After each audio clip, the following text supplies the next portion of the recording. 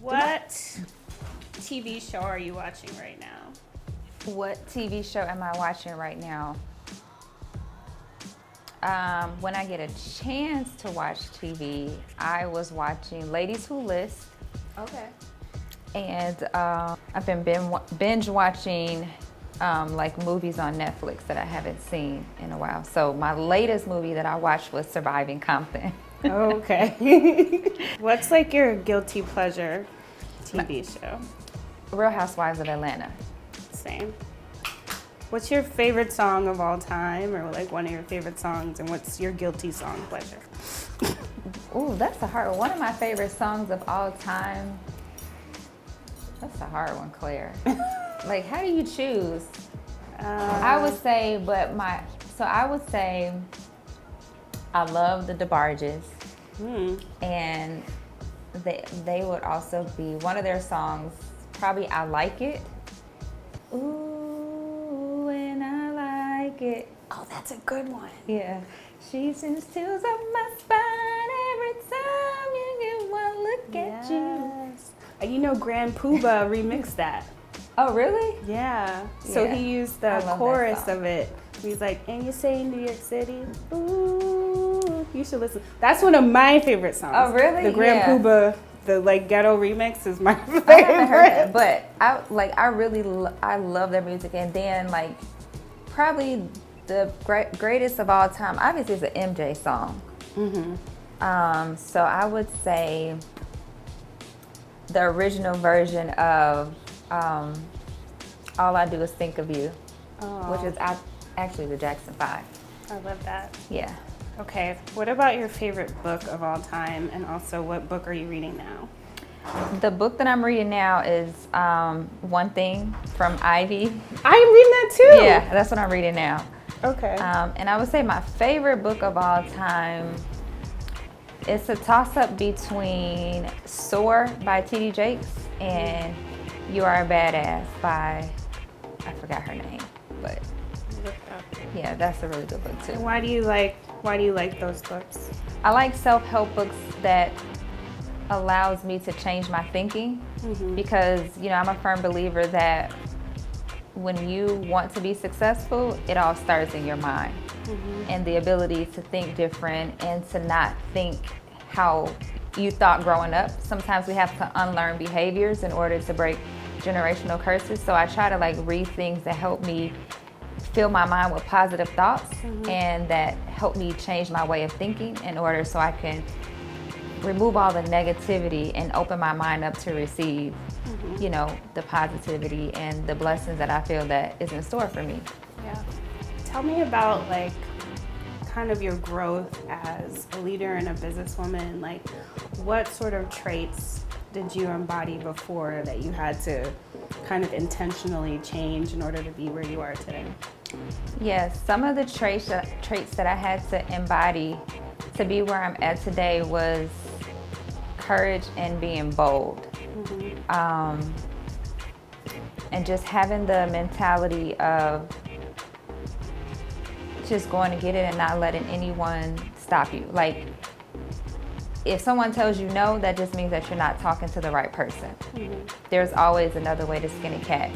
And I feel that I have evolved a lot in business because before I started my company, I was a very, you know, reserved, introverted type of person. I wasn't the aggressive type to like just go up to people, to meet people and, you know, talk about my business. But when I first started my company, going to networking events, I would go there to learn, but I also had to realize that I have to talk to people and I have to meet new friends and not be afraid to talk about my business because you never know who you're gonna meet when you go to these events.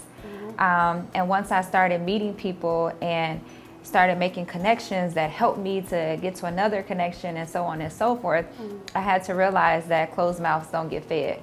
And in order for me to continue climbing, in order for me to continue, you know, putting myself out there, increasing my brand awareness, I got to get out there and talk for myself first before anyone else is going to talk about my brand. I got to believe in myself first to get other people to believe in me and to spread the word. So I had to learn how to overcome, you know, being shy and, you know, being timid and not wanting to approach people because of course you're afraid of rejection or how people are going to react to you, but I had to, just show up and say that I deserve to be here. You gotta, sometimes as Black women, we also deal with imposter syndrome. Like, should I really talk to this person? Do I really deserve a seat at the table? Yes, you deserve a seat at the table, and you deserve everything that you work hard for. And so it's just overcoming that mindset and coming out of my comfort zone is the traits that I had to adopt to be where I'm at today.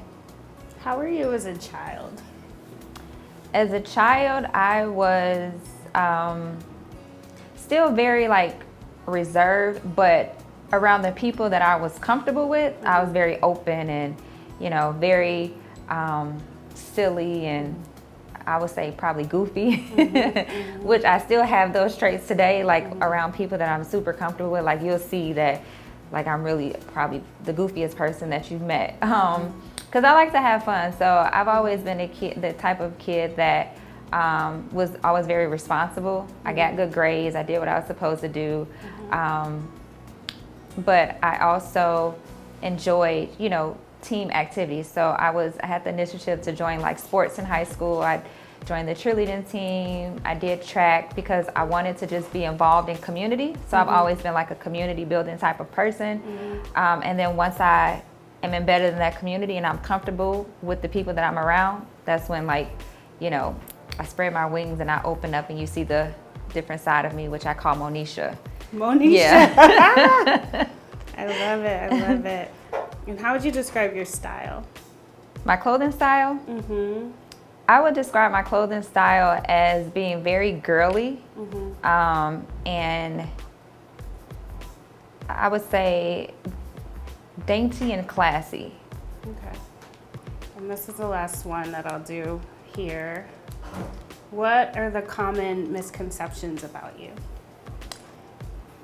The common misconceptions about me, I would say, number one is that I'm stuck up. Same. That I'm not approachable. And I would say, I would think that's pretty common, that I'm stuck up and people are afraid to approach me. But I feel like I'm the best person to approach because I'm very open and friendly. But I think people, once they get to know me, they're like, oh no, she's actually really cool. But yeah. When did your family come to Chicago? Were they do you know if they were part of the Great Migration? Were they in Mississippi before? Yeah? So tell me about that. Yeah, so my family is my mom's side is from Mississippi. My dad's side is from New Orleans. So my mom's side, her mom came to Chicago. Her mom and dad came to Chicago after they got married for a better opportunity. So they migrated to Chicago, and my grandmother had 7 kids, my mom included. And, so that's how they became here, just for a better opportunity. My dad's side, his dad was in the Army, on an Army base in New Orleans, and met my grandmother. And she wanted to get away from her home environment because of whatever situation was going on. Her mom had 16 kids. Wow. And so she came to Chicago after she married my grandfather to get away from her family for a better opportunity. And that's how they landed up in Chicago. Very cool.